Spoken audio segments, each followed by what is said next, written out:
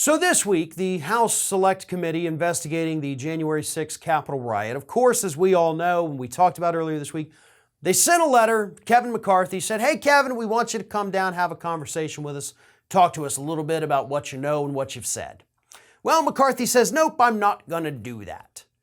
But the big question on everybody's minds is why McCarthy, right?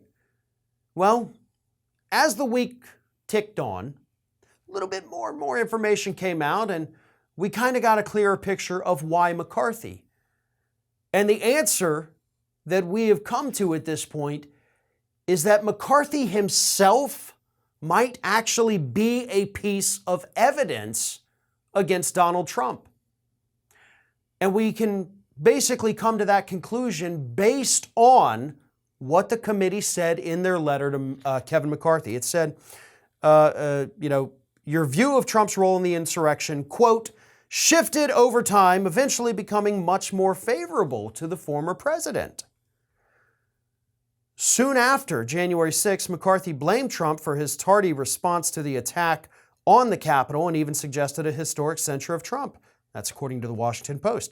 A few months later, though, McCarthy was talking as if Trump's response, once the riot began, was sufficient. So they want to know, of course, why McCarthy softened his stance. He wanted Donald Trump censured. He wanted him punished for this. And then he's saying, oh no, everything was great. Donald Trump could not have done a better job that day. So why does the committee even care about that?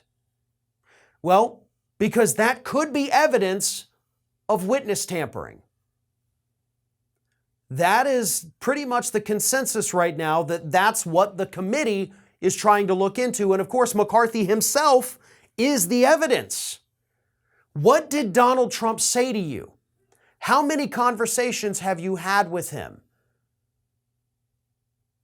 And they can line up these conversations. Of course, if they get their hands on his cell phone records, text messages, all that, they can line it up with what he said publicly. Was there a Trump phone call and then the next day a different statement from McCarthy? Or maybe even a couple days after that? Because if it is, that kind of seems like witness tampering, right? And of course, that could lead to even more criminal charges against Donald Trump if the committee chooses to go that route. Of course, it's going to be a long time before we figure this out. Now, the House has not ruled out issuing a subpoena to force Kevin McCarthy to comply, which of course he will likely try to fight. But the committee is still trying to figure out if they even have the legal authority to issue a subpoena to a sitting member of Congress. They're not even sure if they can do it. They kind of want to do it, they think, but they don't even know that they can. This drama, again, is getting too much for the committee to handle. An outside prosecutor would not be limited by, oh, I don't know if I can subpoena this person. No, you could. You're the outside prosecutor. And I'm starting to see more and more people finally come around to what I've been saying for months now, that we need a special prosecutor. They don't run into these hurdles.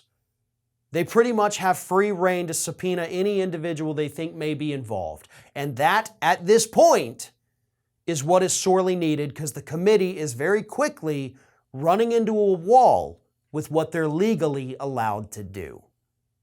This is Hattie.